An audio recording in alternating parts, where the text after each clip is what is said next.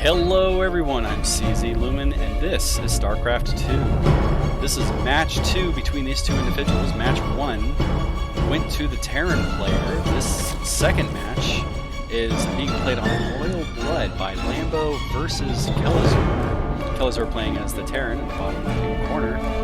Lambo playing as the Zerg in the upper right-hand corner. From here on out, when I call out a comparison number such as 13 to 14 workers, the first number is going to be to the Zerg, the second number is going to be to the Thors.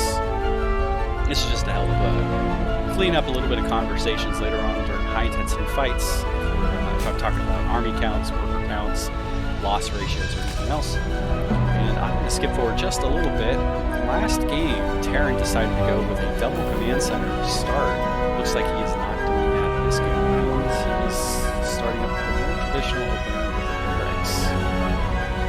Zerg, on the other hand, deciding to go spawning first with the hatchery.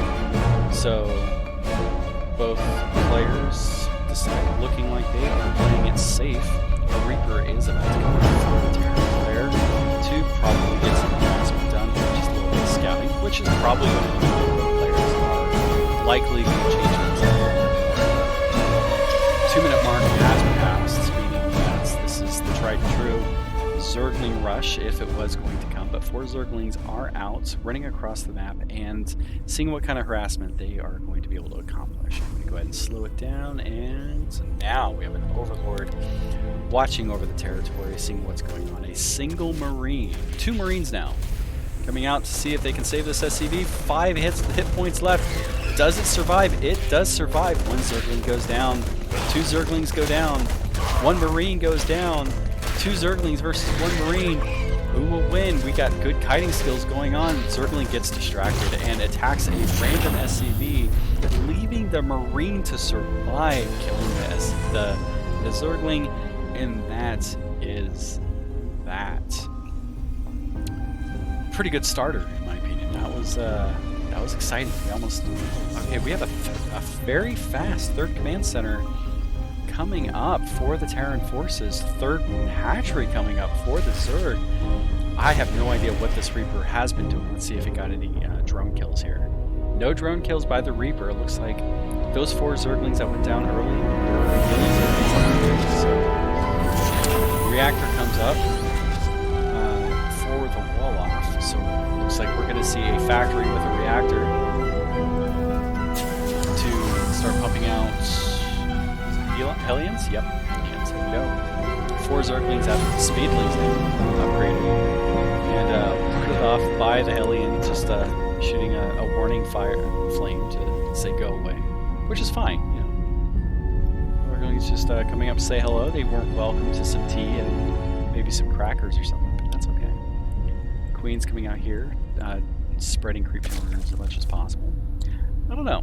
So last game I proposed, like, if the purple stuff here tastes like kale, maybe it's like kind of a meaty texture. Can you imagine if this was all bacon?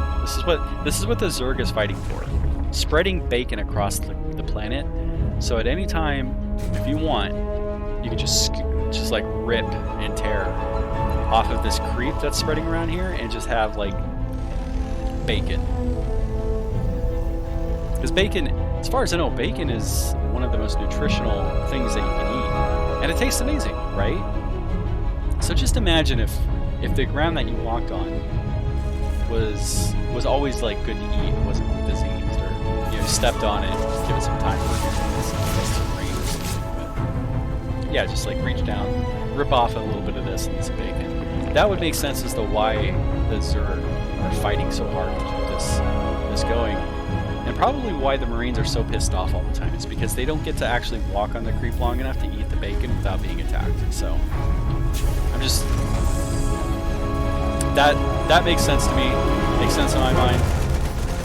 Who knows? Because a lot of the Zerg units seem to clearly be bleeding units of some sort. Except for the Overlords. The Overlords look kind of sad. There's just like gaseous whales that just kind of hover over the terrain. Ordering things around. I think lore-wise, though, Overlords are actually supposed to be worms. I'm gonna have to look this up, but they have like the the lieutenants of the Zerg being worms that just kind of like command everything, and then they cocoon and then turn into overlords. So Terran is doing a little bit of fighting here, using Hellions and Cyclones to do a hit and runs, getting a little bit of work done, trying to stress out that Zerg player, bunching up all those queens and getting as much damage done as possible with that spread attack. Looks like one overlord is going to go down. Nope, gets healed up, denied by the queen. A little bit of back and forth. It's looking rather it's looking rather delicate for the Zerg player. Zerg's doing a good job knocking out those creep troopers, which is just really annoying for the Zerg, trying to spread that creep as much as possible. Roaches and Zerglings are coming up in the order here, so might come out here to try to deny mobility for this mechanized army. And in fact, speaking of mechanized armies, we have one of the barracks that's just hovering, acting as a scout for the Terran forces. Yeah, just back and forth fighting. Imagine, like, and this is what separates the pros from the reals, being able to do this while still spending their resources. Terran, even though they're going back and forth and preventing catastrophic loss of forces, still spending, doing an amazing job with that. We see, like, on the map what they're paying attention to. Zerg trying to keep up, having a little bit of money in the bank, but yeah. You lose all those queens. That's so sad. That makes me sad. 7 queens go down. A moment of silence in memory of the queens who gave their lives against the menace that was the Terran. Roaches doing a really good job on the creep here, trying to make sure that those Hellions and Cyclone are held back, but same fighting issues as before that we saw last game, where those Marines basically danced back and forth, utilizing that range aspect to basically harass and cause the Zerg to just constantly lose just a little bit, every little engagement. The Zerg is unable to regenerate the pause line to regenerate the missing health. Now Protoss has a better two drones just went down, which happened over here. Now Protoss shields regenerate faster than the Zerglings regenerate, so it's kind of a hit and miss.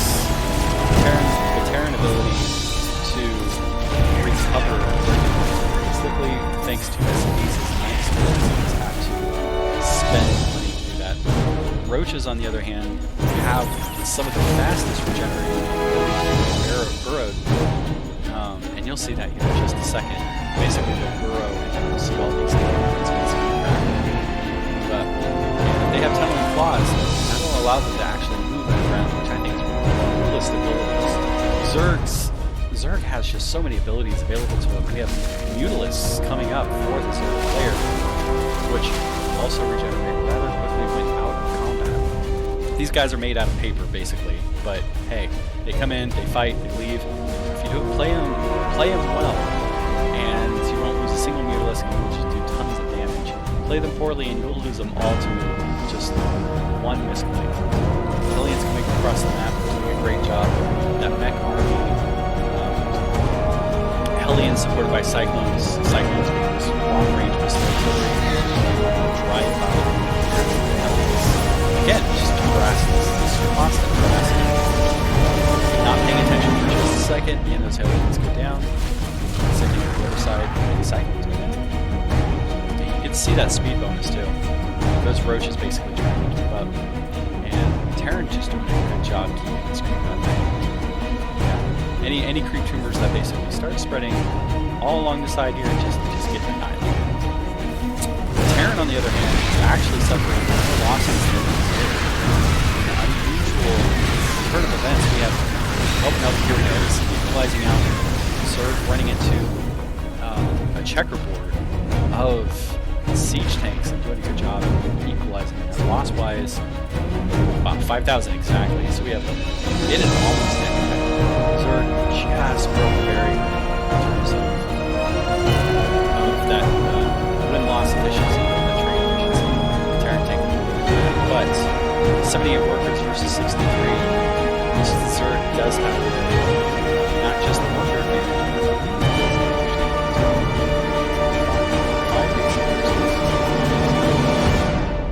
4. Yep. This is a 5 versus 4 bases, so Zerg can actually afford to lose out.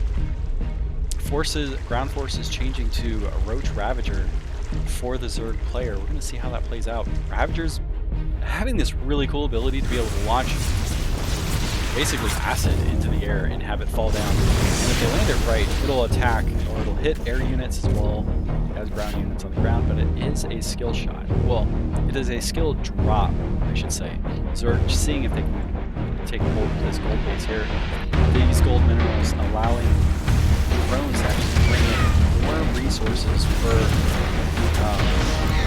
return versus it's 5 minerals per blue, and I think it's 8. So that basically just lets you really take the economic lead if you aren't ready with this amount of units. And Zerg is doing a fantastic job of just staying ahead just a little bit. Having a worker advantage that's 90 to 75 gives the Zerg the ability to, if you're spraying your hatcheries properly, what you can actually do is almost attack your opponent with an overwhelming force by sending your forces in to do as much damage as possible. And then before the enemy can fully recuperate, have all of your larvae turn into another wave. So you can just max out, attack, and max out again. It blows through your minerals, but if you play it right, it allows you to just overwhelm your enemy. Maybe not in the first attack, but the second vector. Spine crawlers, something you normally don't see getting utilized, making good work on this base. Oh yeah, Mutalisk coming into play here, knocking this base down a peg. 11 workers, 12 workers going down. Terran was at a disadvantage in the economy, and now that just dropped off the radar. Even the command center goes down. without skipping a beat, Terran picks up a spare command center to reclaim this. Brilliant work. That is absolutely well done on the Terran player. Not stressing out, be like, yeah, you know, I lost it, that's fine. Zerg is having a hard time holding on to this gold mineral patch, getting denied. God, Lambo, you're gonna have to work harder than that to hold this be. That's smoke screen.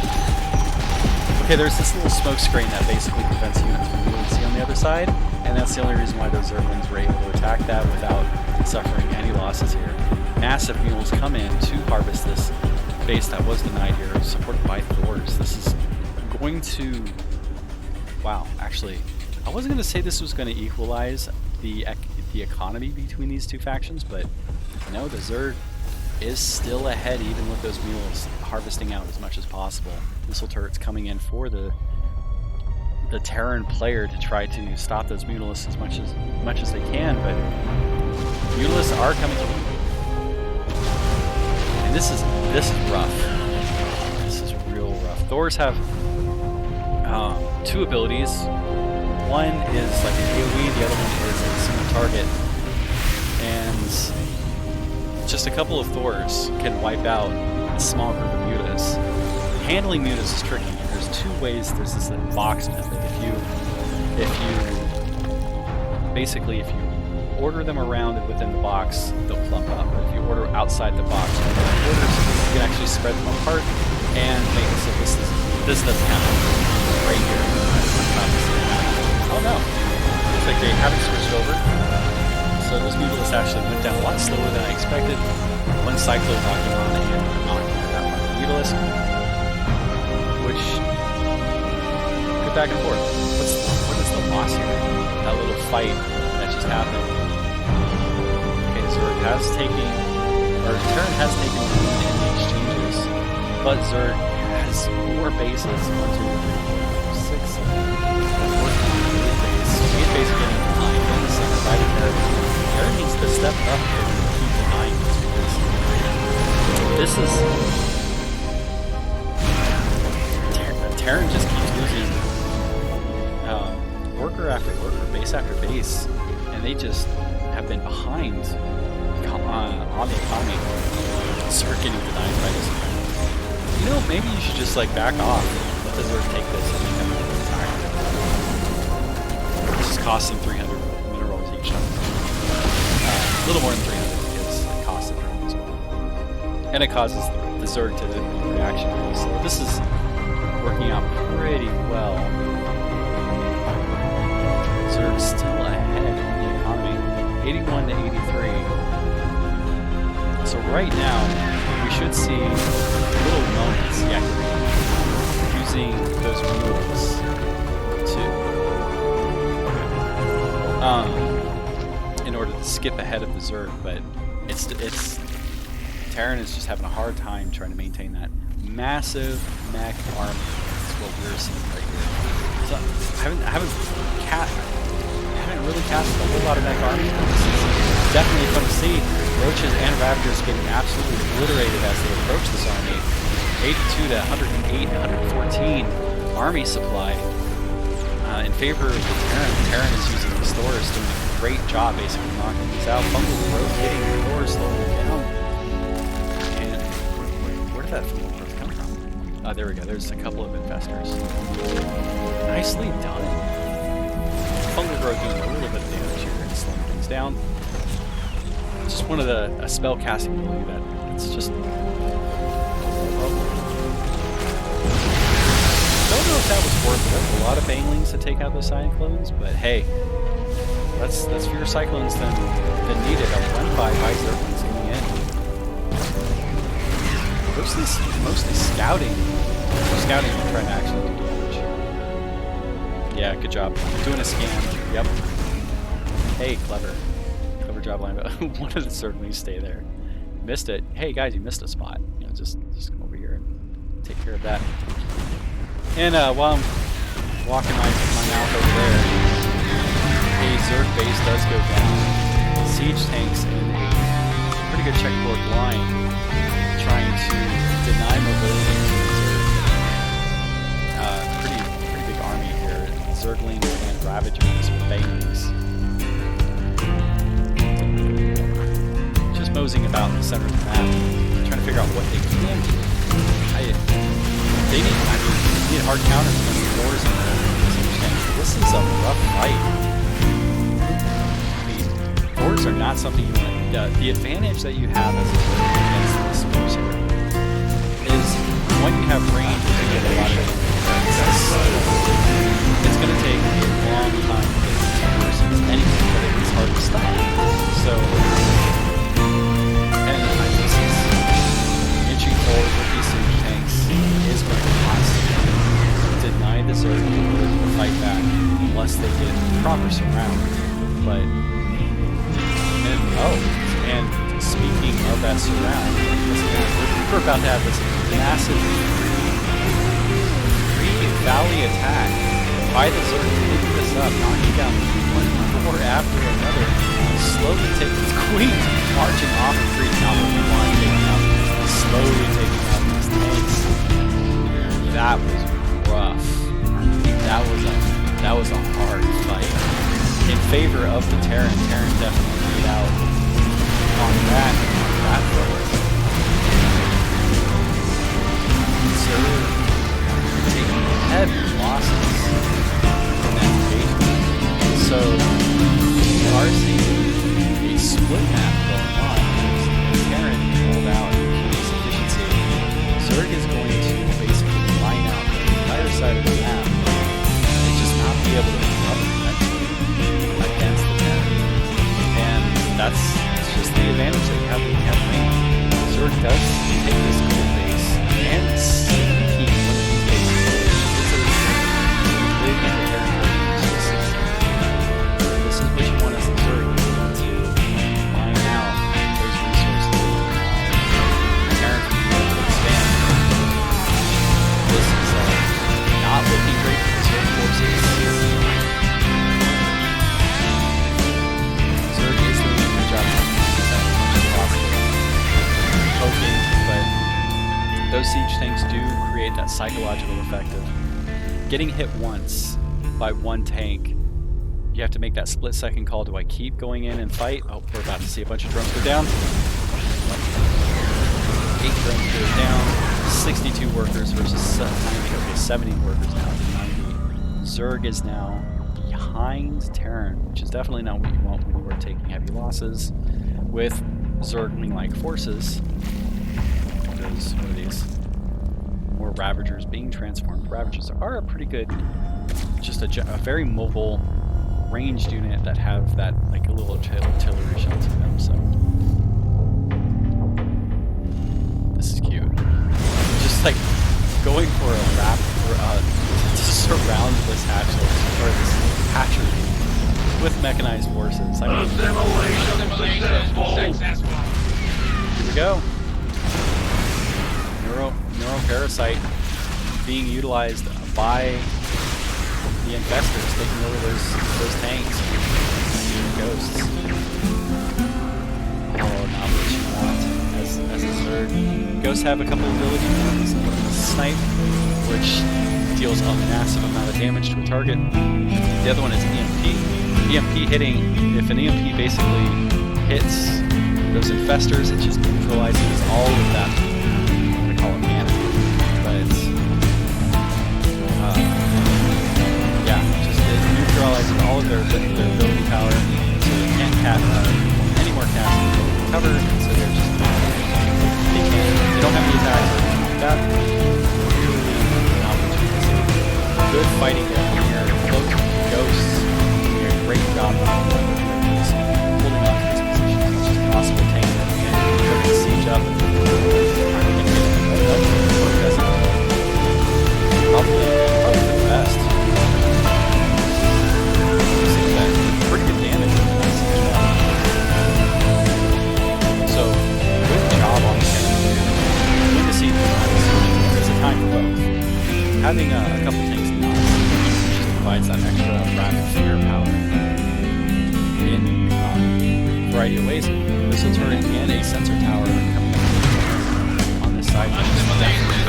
Mission successful. Allowing this siege tank to really use some damage. That the infestor getting knocked out, losing that ability. A lot of fighting going on this side of the map. Look, it's over.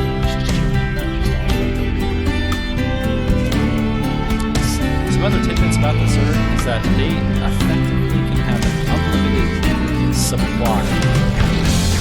There's a caveat to that, in that they can have an unlimited amount of overlords on the map, as well as an unlimited amount of spine crawlers and spiders, which means that technically you can use that as offensive ability or an offensive unit, but so if you have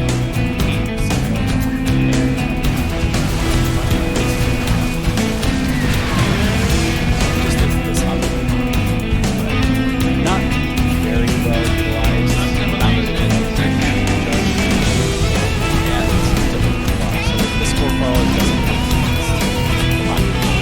A little bit of damage.